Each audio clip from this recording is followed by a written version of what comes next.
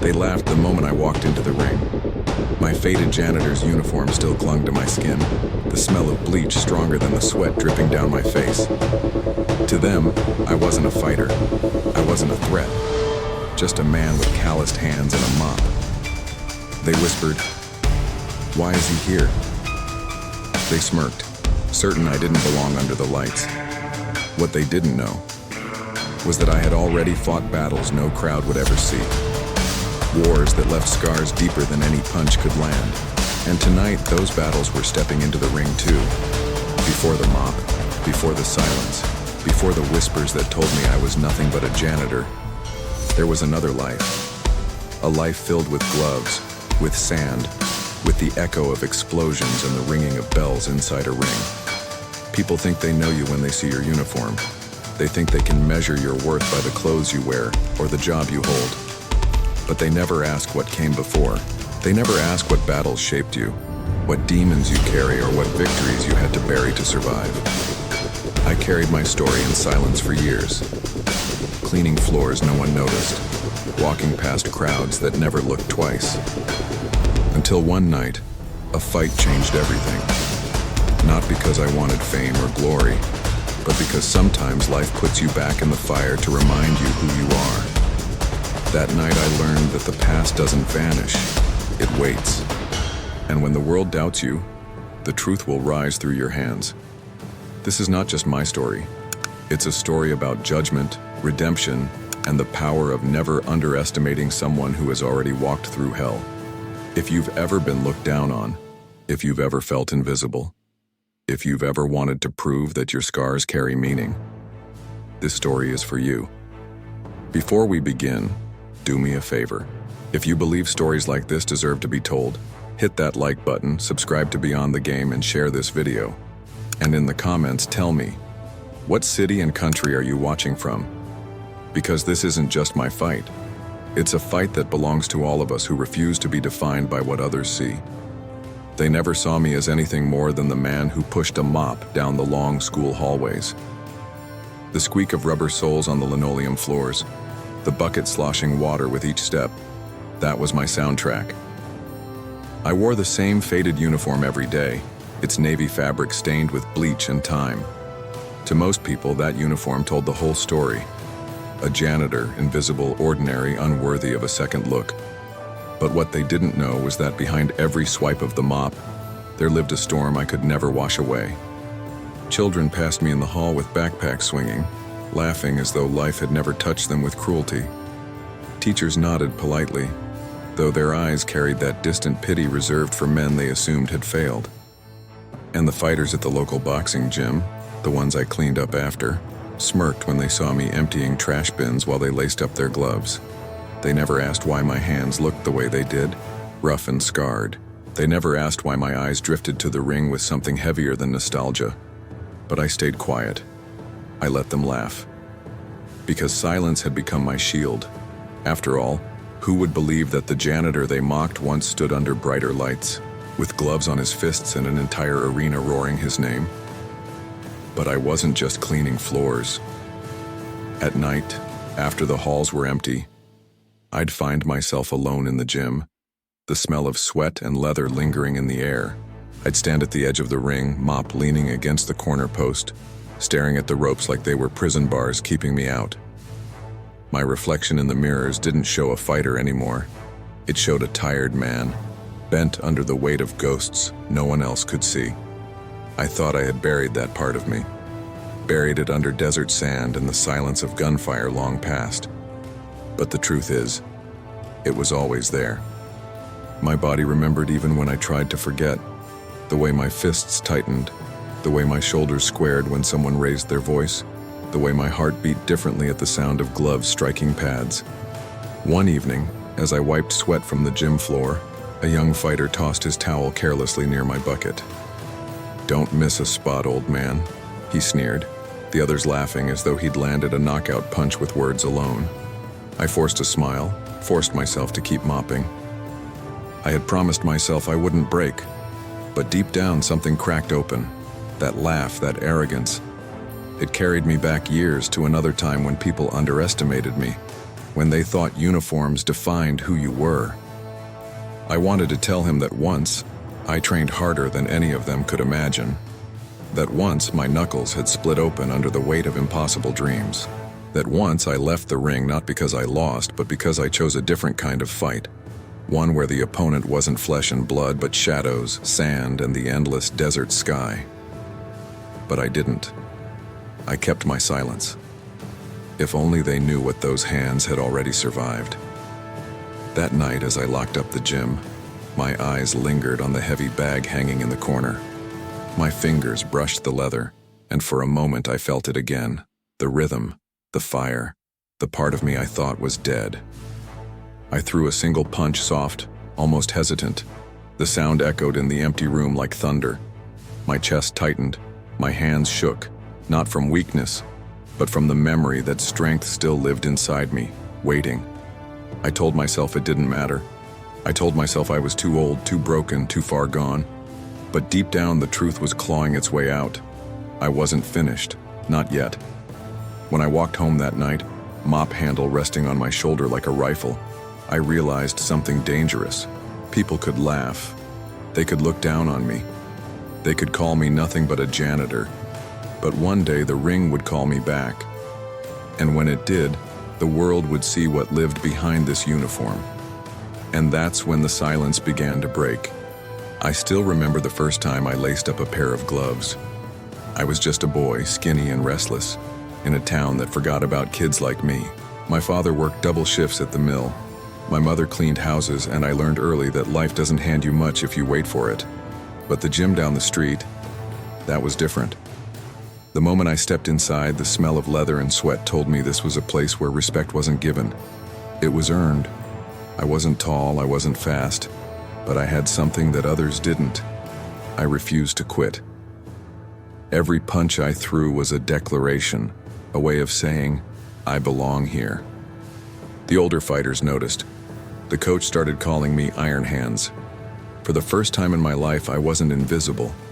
I had a voice, even if it came through my fists. Boxing saved me from the streets.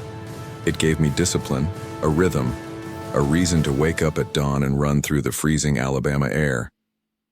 It taught me that pain wasn't the enemy. It was the teacher. I was chasing a dream, one fight at a time. And for a while, it looked like I might just make it. I had posters on the gym wall, my name whispered among local promoters. People talked about me as if I was meant for something bigger. Then came the war. I was 19 when the letters started arriving. Recruitment posters lined the corners of every street, calling us to serve, to fight for something greater than ourselves. My friends signed up, some out of pride, some out of desperation. And me? I told myself I'd do one tour, serve my country, and come back to the gloves waiting for me in the locker. 1 year, I thought. Just 1 year. But 1 year became 2. 2 became 3. Every time I thought I'd come home, another deployment called my name. I traded my boxing gloves for combat boots, the ring for desert sands, the roar of a crowd for the deafening silence after an explosion. The discipline boxing gave me became the backbone that carried me through hell. Still, in the quiet moments, I thought about those gloves, about the way they molded to my hands, about the rhythm of the heavy bag. Sometimes, in the middle of the desert, I'd wrap my hands with strips of cloth and shadow box under the scorching sun, imagining myself back in the gym. My brothers in arms laughed, but they knew it was the only way I kept pieces of myself alive. But every day of war carved something out of me. Friends who never made it back. Promises I couldn't keep. I told myself when it was all over I'd return to the gym, pick up where I left off and fight again. But deep down, I feared the truth. That version of me was gone. When I finally came home, the gloves were still there, stuffed in the bottom of an old duffel bag. I pulled them out once, the leather cracked, the smell of dust mixed with sweat and blood. They felt heavy in my hands, not because of the years, but because of everything I had lost. I slid them on, threw a single jab and felt tears sting my eyes. That wasn't me anymore. Or at least that's what I told myself. So I packed them away again. I told myself I was too broken, too scarred, too old. Better to let the gloves rest in silence than to feel the pain of what could have been. But the gloves never stopped calling to me. Years passed. I worked jobs that paid the bills but never touched the fire in my chest. Nights were the worst. I'd wake drenched in sweat, fists clenched, heart pounding as if I were still in battle. My hands remembered every fight, every drill, every round I'd ever fought, both in the ring and out in the desert. I could bury the gloves, but I couldn't bury the fighter. One evening, cleaning the gym after hours, I found myself standing in front of the heavy bag again. My mop leaned against the wall. My hands hovered in the air like they wanted to wrap themselves. For a moment, I imagined slipping those gloves back on. I imagined the sound of the crowd, the lights, the adrenaline. I clenched my fists tight and whispered to myself, maybe it's not too late. But I stepped back. I told myself lies to keep the truth buried. I told myself it was over, that the gloves belonged to another life, that no one cared, that no one would believe in me again. What if I was wrong all along? Because what I didn't know then was that life was waiting for me to pick them up again. That destiny wasn't finished. That even a janitor, mocked and forgotten, could still have one last fight that would silence every doubt. And soon, the gloves I abandoned would find their way back to me. The desert has a way of swallowing sound. You hear the roar of gunfire one moment, then an eerie silence that feels louder than the explosions ever could. I learned that silence well. It followed me from the first step I took off the transport plane, when the heat hit like a wall and the air tasted of dust and iron. I was no longer the boy chasing a dream in a boxing ring. I was Private Ward now, just another number in a sea of uniforms. They gave us rifles, helmets, and orders. None of it prepared us for the smell. Burned rubber, blood, sand soaked darker than it should ever be. I remember gripping my weapon with the same hands that once wrapped in cloth and leather, knuckles hardened for sport. Now those fists weren't for sport. They were for survival. The first firefight shattered something inside me. Bullets cracked past, kicking up dirt around my boots. My heart raced, not like the adrenaline before a fight, but with a terror I had never known. I wanted to run, but then I saw the man next to me, his eyes wide, frozen, and I realized he was waiting for someone else to move first. So I did. I rose, I fired, I became something I swore I never would, a killer. The desert became our ring. Day after day, mission after mission, we fought enemies we couldn't always see. The sun punished us by day, the cold broke us by night. Sleep was a stranger. Food came from bags, and every sunrise meant we were lucky enough to still be breathing. But luck doesn't last forever. One mission, Kandahar, I'll never forget it, changed everything. We were clearing a village when the explosion tore through the silence.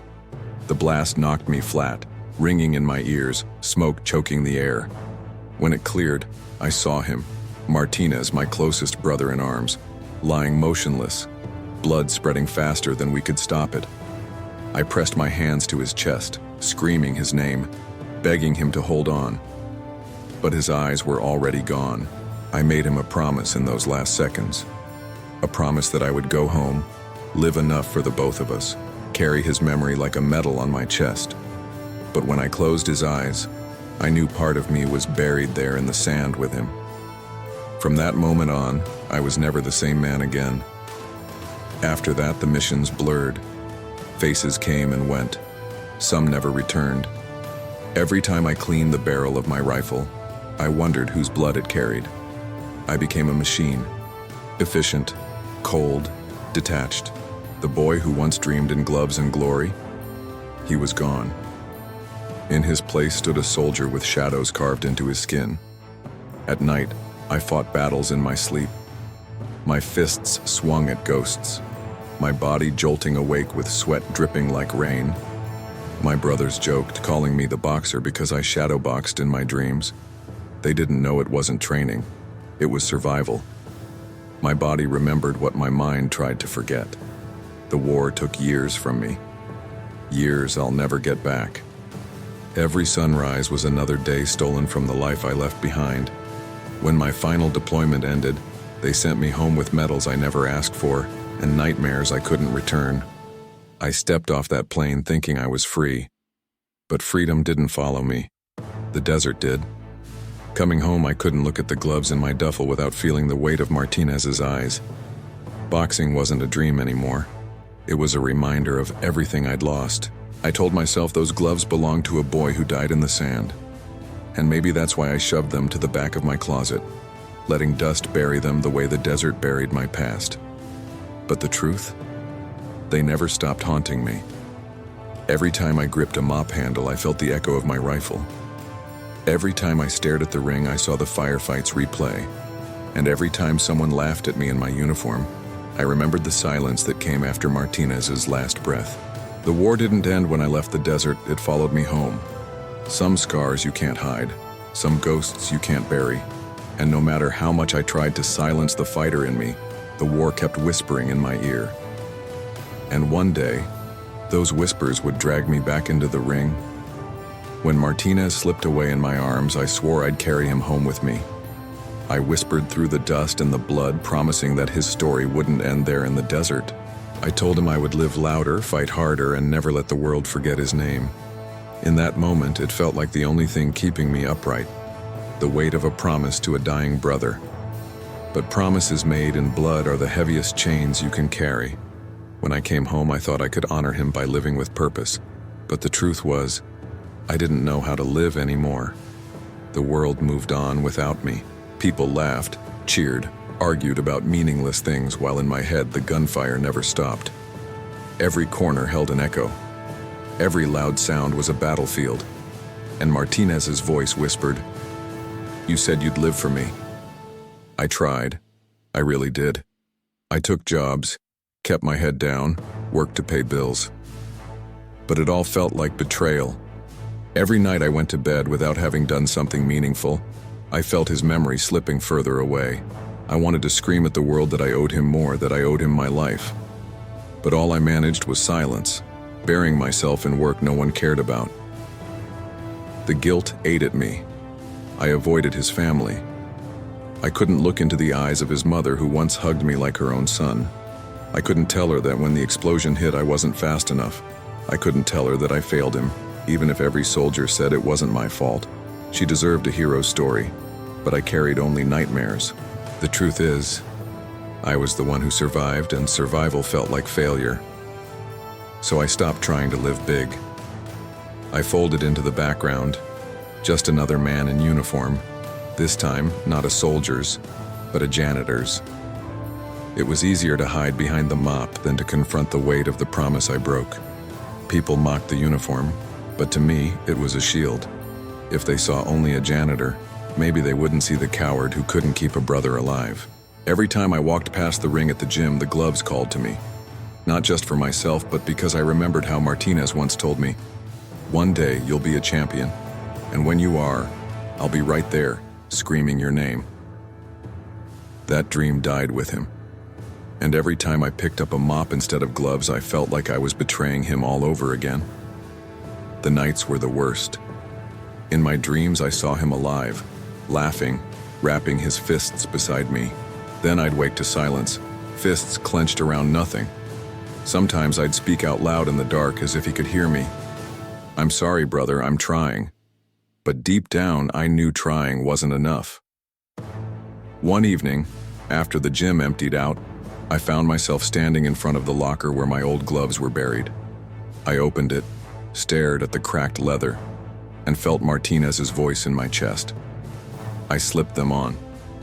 My fists trembled, not from weakness, but from the weight of memory.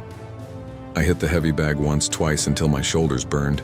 Each punch was a prayer, a confession, a desperate attempt to make good on that promise. But when I stopped, the silence mocked me. No crowd, no Martinez, just me and the emptiness. No matter how many punches I threw, I couldn't bring him back. That realization broke something inside me. I ripped the gloves off, threw them into the locker, and slammed it shut. Tears blurred my vision, anger boiled in my veins. The promise wasn't just broken, it was impossible. I could never live enough for two men, I could barely live for myself. So I buried the gloves again, I buried the dream, and I let the world believe I was nothing more than a man in a uniform, sweeping floors no one cared about. Because that was easier than facing the truth. I had failed him, and no fight in the world could change that. But promises, even broken ones, have a way of clawing back into your life. And I didn't know it yet, but the day was coming when I'd have no choice but to step back into the ring, not just for me, but for the brother who never got the chance. And when that day came, I would finally learn what it meant to keep a promise. When the plane touched down on American soil, I thought the hardest part was over. I thought stepping off that ramp meant stepping back into life. The air smelled different, cleaner, almost sweet.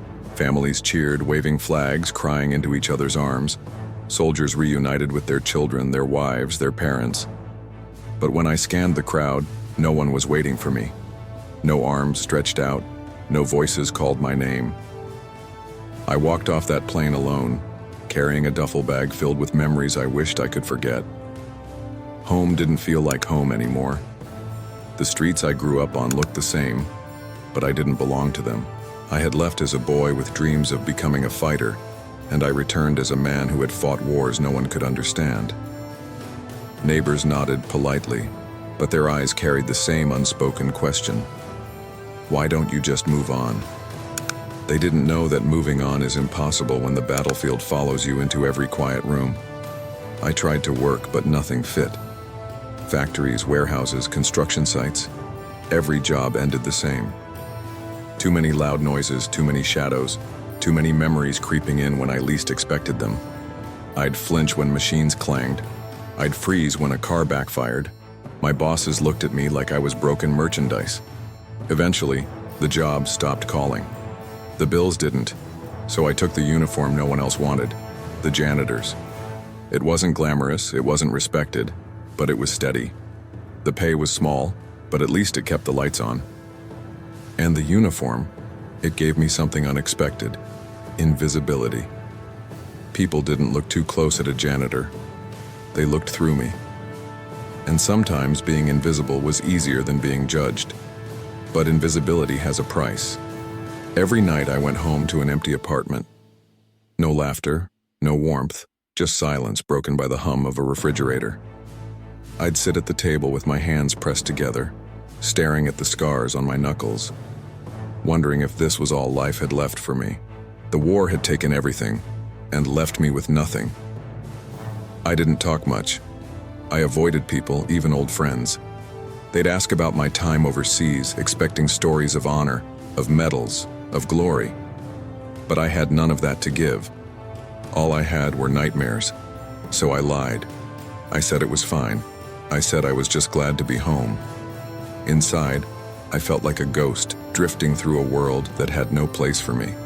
The boxing gym was the one place I couldn't stay away from. Even if I wasn't fighting, I found excuses to be there. Cleaning floors, emptying trash bins, fixing lights, anything that kept me close to the sound of gloves on leather, the rhythm of the heavy bag, the voices shouting encouragement. I pretended it didn't hurt, but every echo reminded me of who I used to be. Sometimes kids at the gym would look at me and laugh. "Old man, you missed a spot." Or, "Bet you can't even throw a punch anymore." I'd smile and keep mopping, but inside the fighter in me burned. Not out of anger at them, but at myself, for letting the fire die, for letting life turn me into something I never wanted to be. I carried my silence like a shield. No one asked what I'd done before the uniform, and I didn't tell them. Maybe part of me wanted to keep it that way. Maybe I thought if they knew, they'd expect me to still be that man, and I wasn't sure I could live up to him anymore. But hiding doesn't erase the past. It only makes the silence heavier. One night, after closing the gym, I caught my reflection in the mirror. Mop in one hand, bucket beside me, sweat dripping down my forehead from cleaning. For a second, the image twisted. I didn't see a janitor. I saw a soldier in desert camouflage, rifle in hand, sand stuck to my face. Then it shifted again. I saw a fighter, gloves raised, eyes blazing. 3 men, 1 reflection. I didn't know which one I was anymore. The next morning I walked through the school hallways, pushing my cart of cleaning supplies, listening to the laughter echoing off the walls. I thought about Martinez, about the promise, about the gloves buried in my locker. I thought about how far I had fallen from the boy who once believed he could take on the world. And for the first time, I admitted the truth. I wasn't living. I was just existing. And I knew existence wasn't enough to keep the promise I'd made. The night it all shifted started like any other. I was mopping sweat off the gym floor, the sound of skipping rope snapping against the ground, the thud of gloves pounding into heavy bags echoing around me. My uniform clung to me with the smell of bleach, a constant reminder of who I was in their eyes. Just the janitor, nothing more. But then I saw him, the kid, 17, maybe 18, skinny, nervous, standing in the ring with borrowed gloves that looked 2 sizes too big. His stance was awkward, his hands shaky, but his eyes carried something familiar. Desperation. I knew that look. It was the same look I had when I first stepped into a gym decades earlier. He wanted respect. He wanted to matter. The other fighters didn't see that. They circled the ring, laughing, pointing, mocking him. "Keep your hands up, kid. You look like you're dancing. Who let the twig in here?" Their voices were sharp, cruel. The coach barked instructions, but even his tone carried doubt. I could feel the heat rise in the kid's face, see his body stiffen under the weight of humiliation. I froze, because in him I saw myself, the boy I used to be, and the soldier I became, that mixture of fear and determination. I wanted to shout, to tell them to back off, to let him breathe, but I stayed silent, leaning on my mop handle like it was a crutch. Then it happened. One of the older fighters stepped into the ring, grinning as he tapped his gloves together. He was bigger, stronger, and meaner than he needed to be. It wasn't a spar. It was bullying dressed as training. The bell rang, and within seconds, the kid was taking hits he had no chance of defending. Each punch echoed like gunfire in my head. I gripped the mop tighter, my knuckles whitening. I wasn't just watching a fight. I was reliving a battlefield. The kid stumbled, blood trickling from his lip. The older fighter smirked, showboating for the crowd. The others cheered, shouting insults, laughing like it was entertainment. My chest tightened, and my throat burned with words I didn't say. I wanted to climb into that ring myself, to stand between them, to take the punches meant for the boy. But my feet stayed rooted to the ground. The coach didn't stop it. No one did. Because in their eyes, this was how you built toughness, through humiliation, through pain. But I knew better. I had seen enough to know that breaking someone doesn't build them, it destroys them. And the look in the kid's eyes told me he was seconds away from breaking. I felt Martinez's voice in my chest again. One day, you'll fight for more than yourself. Was this it? Was this the moment he meant? My pulse raced, my fists clenched. I could almost feel the weight of gloves on my hands, the rhythm of the ring calling me back. But I did nothing. I stood there, silent, watching the boy crumble, watching the crowd laugh, watching myself become complicit in the same cruelty I had sworn I'd never allow. And in that silence, I hated myself more than ever before. When the round ended, the boy sat in the corner, shoulders slumped, head down. No one cheered for him. No one offered a word of encouragement. They left him to drown in his shame. My mop bucket rattled as I rolled it past, but I paused, just for a moment. Our eyes met. His were swollen, red, full of questions he couldn't bring himself to ask. And in that second, I saw everything. My younger self, Martinez, every soldier I couldn't save. All of them staring back at me through this one broken kid. My chest ached with the weight of it. I wanted to say something, anything. But the words died in my throat. That night, long after the gym emptied out, I sat on the ring steps, staring at the spot where the boy had sat. My mop leaned against the ropes. my hands trembling with rage and regret. I whispered to the empty gym, "Not again, never again." Because I knew then that silence was no longer an option. If I kept hiding behind my uniform, if I kept burying my past, more kids like him would suffer. And maybe, just maybe, this was my chance to keep the promise I thought I had already broken. That night, I realized the fighter in me wasn't dead. He was waiting. The night after I watched that kid get torn apart, I couldn't sleep. His face haunted me, swollen, humiliated, eyes hollowed by shame. I kept hearing the sound of the punches, the laughter, the silence that followed. And in the middle of the night, I heard another sound. Not with my ears, but in my chest. The sound of gloves calling to me again. The next evening, when the gym emptied out and the lights dimmed, I stayed behind. My mop leaned against the wall, bucket tucked away in the corner. The place was quiet now. No noise, no laughter, no cruelty. Just me, the shadows, and the ghosts I carried.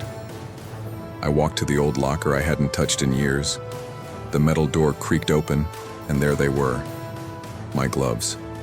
Cracked, faded, the leather stiff from years of neglect. I reached for them and my hands shook like I was holding a weapon again. For a long time I just stared at them, afraid. Afraid of what they represented, of who I used to be, and of the man I had let die. But then I remembered the kid's eyes, the way he looked at me when no one else would. I slid the gloves on. The leather scratched against my skin, the fit no longer perfect, but still familiar. My fists clenched, and for the first time in years, I felt alive. The gloves didn't just fit my hands, they fit my soul. I stepped up to the heavy bag. The first punch landed awkward, weak, like a stranger's hand. The second was better. By the third, my body remembered. The rhythm returned, muscle memory firing like a drumbeat buried deep inside me. Each strike echoed through the empty gym, and with every thud, I felt years of silence breaking. I moved around the bag, shuffling my feet, breathing sharp through my nose. Sweat dripped down my forehead, my lungs burned, but I didn't stop. I couldn't stop. The bag swung back and I met it with everything I had left inside. My scars, my guilt, my broken promises, all of it poured into every blow. Minutes turned into hours. My body screamed, my knuckles ached even through the gloves, but the fire in my chest wouldn't die. I collapsed against the bag, gasping, and for the first time in years I felt like myself again. Not the janitor, not the soldier, the fighter. But then I heard a voice. "Thought you'd forgotten how to do that." I turned. It was the coach. He must have come back for something he left behind. His eyes narrowed, scanning me like he was seeing me for the first time. For years, he treated me like background noise, a man with a mop. But now his gaze carried something else. Recognition. "You've still got it," he said, stepping closer. "Hell, you move better than half these kids. Why'd you ever stop?" I froze. My throat tightened. I wanted to tell him everything. About the war, about Martinez, about the promise I broke. But the words stuck. All I managed was a shrug. "Life," I muttered. He didn't push. He just studied me for a moment, then nodded. "Life takes, but sometimes it gives back too. You ever think about fighting again?" His question cut deeper than any punch. Fighting again? The thought terrified me as much as it excited me. I wasn't young anymore. My body was scarred, my mind heavier than ever. But part of me, the part I thought I buried, leaned forward, hungry. For the first time in years, someone else saw the fighter in me. The coach left without another word, but his question lingered like smoke. That night I couldn't stop thinking about it. Fighting again. Could I? Should I? Or was I just chasing ghosts? The next few weeks I stayed late at the gym, training in secret, jumping rope, working the bag, shadowboxing under the dim lights. Each night I pushed harder, rediscovering the man I once was.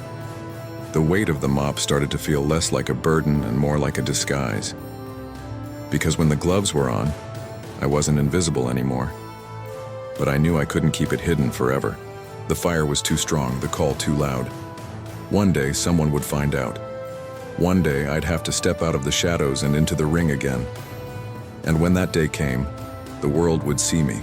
Not the uniform, not the janitor, not the broken veteran. Me. And once I answered that call, nothing would ever be the same. It started as a whisper, the kind that slips through locker rooms when people think you can't hear. The janitor thinks he can fight. I caught the smirk in their voices, the disbelief thick enough to choke on. At first, I ignored it. I had been invisible for so long that even their laughter felt like attention I didn't deserve. But the whispers grew, spreading until they filled the gym louder than the sound of gloves hitting bags. The coach had seen me training in the shadows.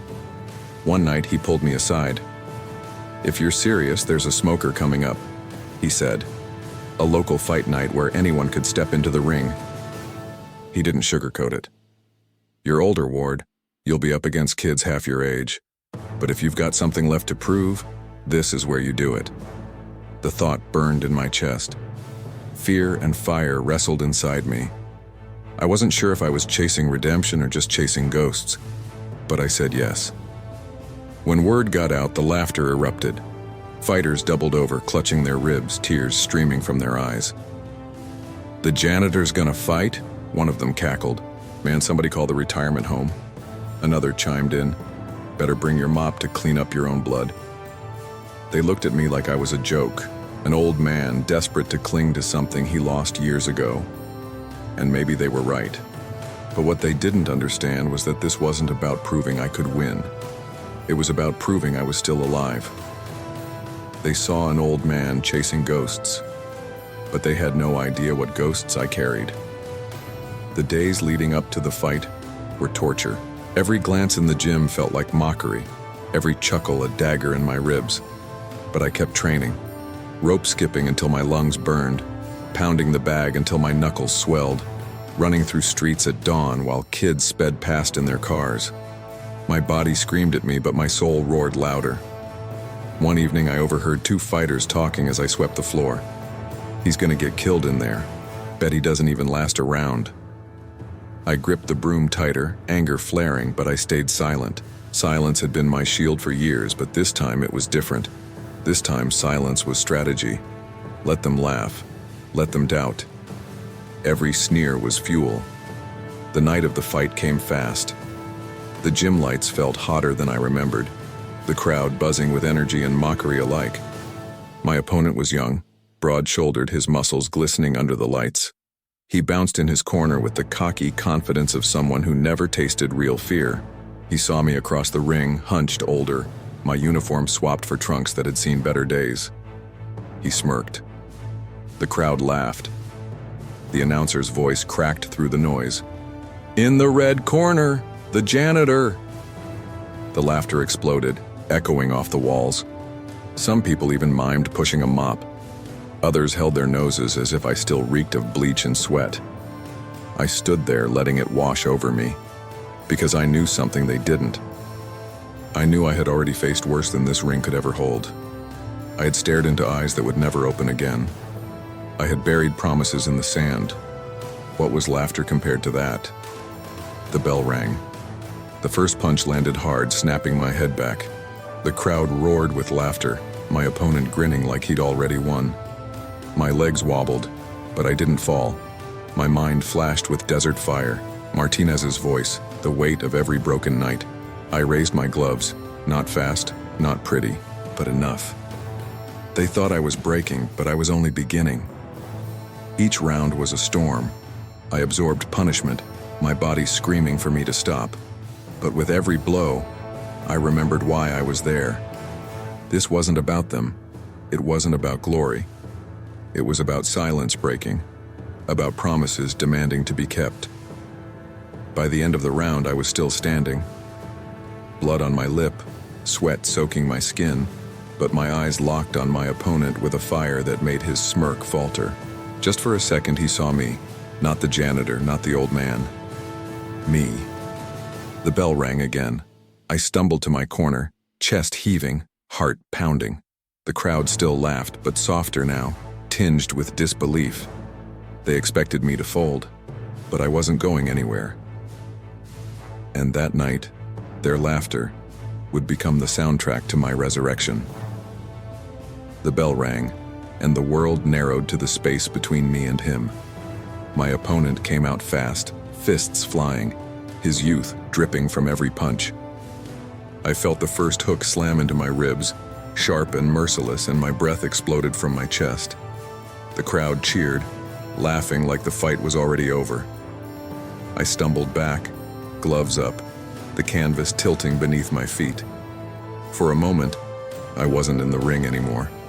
I was back in the desert, the ground shaking beneath an explosion, sand filling my lungs. I shook my head, forced myself to stay present, but the ghosts were already there. Martinez, the screams, the silence that followed. My opponent's fists rained down, dragging me between past and present with every hit. I wasn't just fighting him, I was fighting everything I'd buried. The punches kept coming. My arms burned as I blocked, my body swayed with each blow. I tasted blood in my mouth, copper and salt mixing on my tongue. The crowd roared louder with every hit I absorbed, convinced I wouldn't survive the round. My opponent grinned, showboating, dropping his guard as if to mock me. "You don't belong here, old man," he sneered under his breath. He was wrong. I belonged here more than anyone, because I knew what it meant to endure. I had taken worse than punches. I had taken loss, guilt, silence. Pain didn't scare me. Failure didn't scare me. What scared me was leaving this ring without proving that I was still alive. I tightened my guard, letting his fists crash against my arms, my shoulders, anywhere but my chin. Every second I stayed on my feet was a victory he couldn't understand. I felt the canvas shake under our steps, the lights burning down on me, the crowd chanting for my fall. But I stood. Every blow that should have broken me only fed the fire inside. Halfway through the round, my legs buckled under a sharp uppercut. The world blurred, the canvas rushing up toward me. I dropped to one knee, the referee's voice booming in my ears. 1, 2. The crowd exploded in laughter, some already turning away, convinced it was done. But I wasn't done. Not yet. I thought of Martinez, of the promise, of the boy in the ring who'd been humiliated just like me. My hands pressed into the canvas, trembling, my lungs screaming for air. The count echoed, 5, 6. I rose unsteady, gloves raised. The crowd gasped.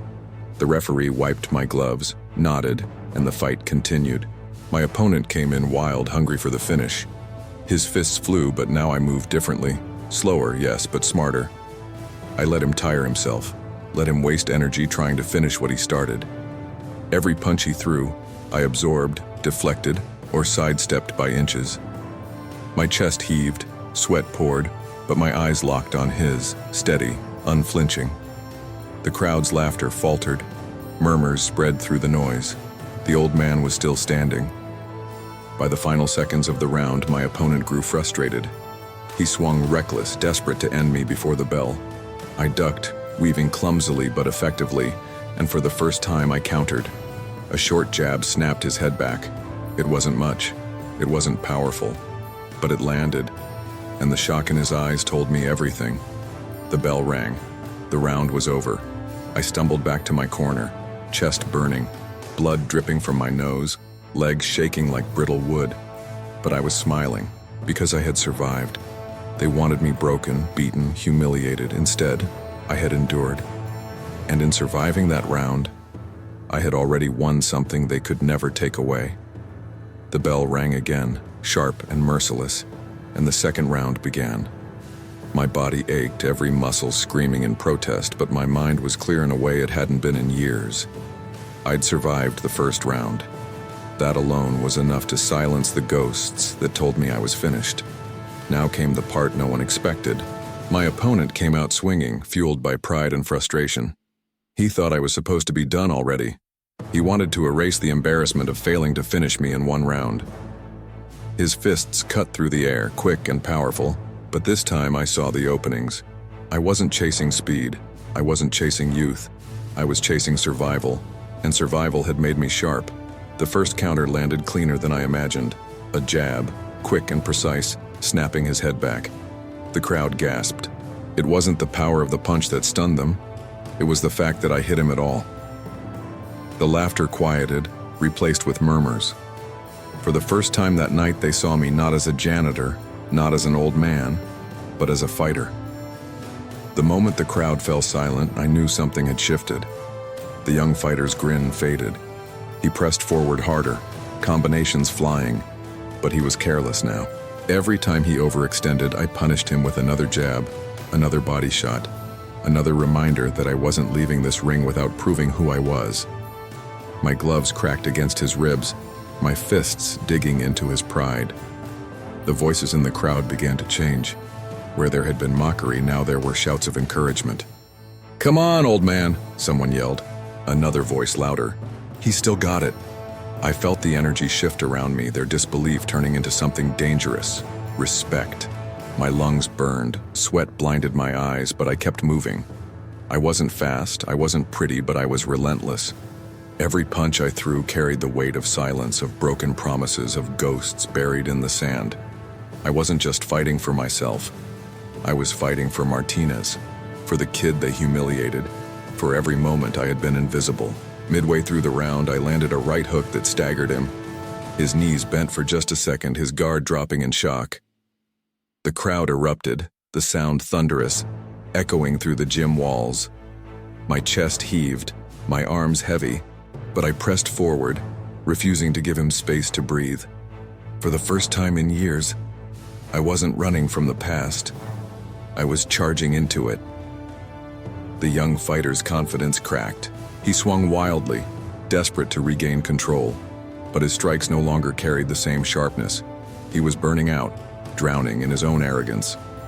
I stayed patient, each step forward deliberate, each punch fueled by something deeper than age or strength. The seconds ticked away, and I could feel the round slipping into my favor. Another jab split his guard. Another body shot stole his breath. The crowd's chants grew louder, no longer laughing at me, but roaring for me. They wanted me to survive. They wanted me to win.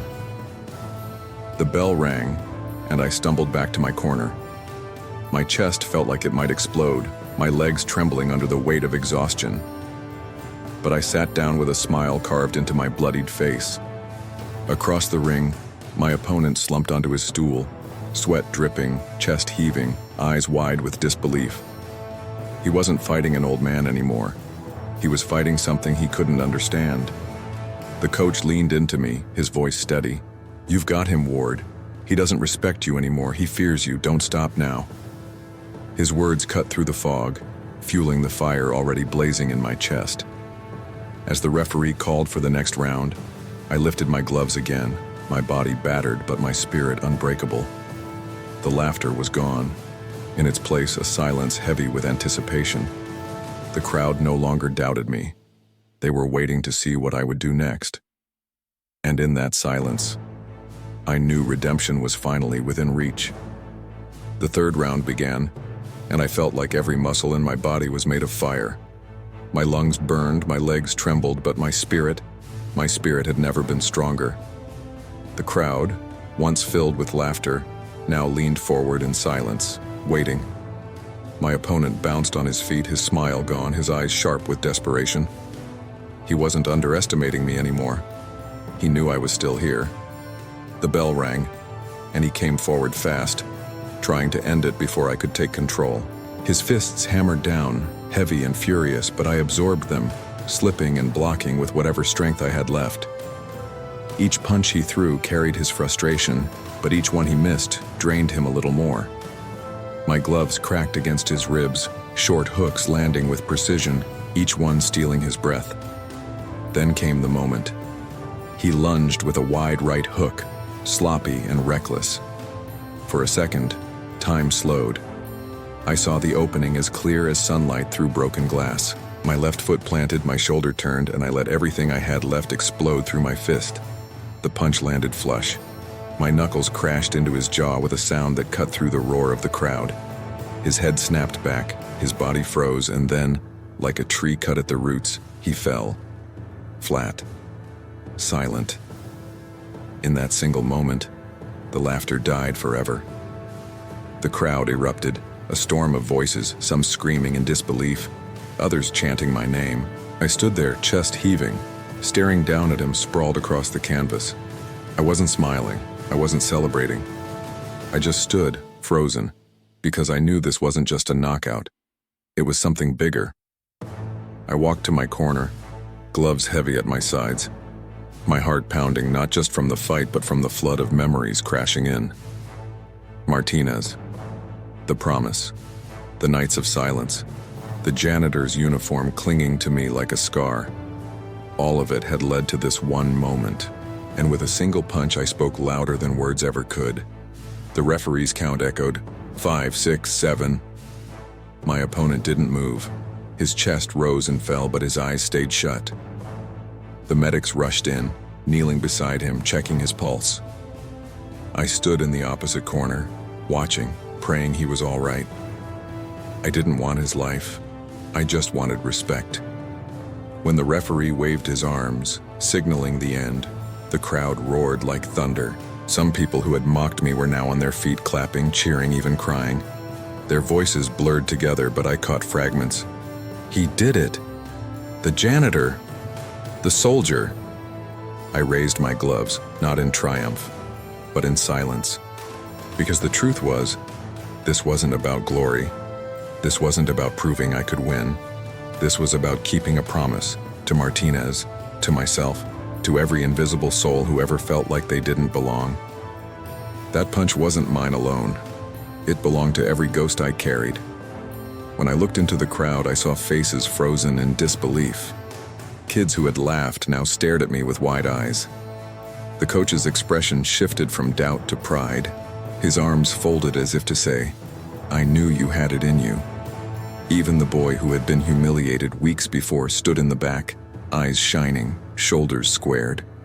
He saw me, and for the first time, I think he saw himself too. As the announcer lifted my hand declaring me the winner, I didn't feel like a champion. I felt like a man reborn. The uniform of a janitor had made me invisible. The uniform of a soldier had made me haunted. But in that moment, with gloves on my fists and sweat dripping from my brow, I was neither. I was simply me. The noise of the crowd faded, replaced by a silence in my chest that felt like peace. For years, silence had been my prison. Now, it was freedom. And in that silence, I heard the voice of my brother again. I imagined Martinez there beside me, grinning, yelling, wrapping his arm around my shoulder. I whispered to the empty air, "We did it, brother. I finally kept the promise." The knockout wasn't just a punch, it was a message. To the crowd, to the world, to myself. That even when life buries you under uniforms, under silence, under doubt, there's still a fighter inside, waiting. And that night, my fists finally spoke for me. The cheers eventually faded, swallowed by the hum of people filing out of the gym. The lights dimmed, the smell of sweat and blood lingered in the air, and I sat alone in the corner of the ring with my gloves still on. My body throbbed with pain, every muscle screaming, but my heart was quiet. For years, silence had been my prison. Now it was peace. The young fighter I'd knocked out had left the building, surrounded by trainers and medics. He would be fine, bruised, but fine. I wasn't his enemy. In some ways, he had been my salvation. Because without him, without the laughter of that crowd, I might never have remembered who I was. I looked down at my gloves, stained with sweat and a trace of blood. They weren't just gloves anymore. They were the bridge between who I had been and who I had become. A janitor, a soldier, a fighter, a survivor. As I unlaced them, I thought of Martinez. I could almost hear him in the empty gym, laughing that big, booming laugh of his. "Told you you still had it, brother." I whispered back, "We did it." I kept the promise. For the first time in years, I didn't feel like I had failed him. I felt like I carried him with me, not as a ghost, but as part of every punch I threw. The fight didn't give me back my past. It gave me back myself. The coach approached, his footsteps echoing in the silence. He didn't say much. He didn't have to. He just nodded, that small, knowing smile on his face, and for the first time since I'd been cleaning floors in his gym, he looked at me like I belonged. When I stepped out of the ring, a boy ran up to me, the same boy who had been humiliated weeks before. His lip was healed, but his eyes still carried the bruises of shame. He looked at me like I was something more than a fighter. "Mister," he said softly, "were you really just a janitor?" I crouched down, my body aching, and placed a hand on his shoulder. "No," I told him. "I was more. We're all more than what people see. Never forget that." His eyes lit up, and I knew then that my fight hadn't been just for me. It was for him. For anyone who'd ever been underestimated, silenced, or pushed aside. As I walked home, the streets felt different. People still saw the uniform, the mop, the scars. But I no longer carried shame with them. I carried pride, because I knew the truth. I wasn't defined by the uniform, or by the war, or even by the fight. I was defined by the fact that I stood back up again and again, no matter how many times life tried to bury me. And sometimes, standing back up is the loudest victory of all. That night I placed my gloves back in the locker, not to bury them, but to keep them ready. Because life has a way of testing you when you least expect it. And now, I was ready. Not as the janitor, not as the soldier, but as the man who refused to be invisible. The applause had faded, but its echo remained inside me. And in that echo, I finally found what I had been searching for all along: peace. If this story moved you, hit the like button, subscribe to Beyond the Game, and drop a comment telling us your city and country. We want to know where our fighters are watching from.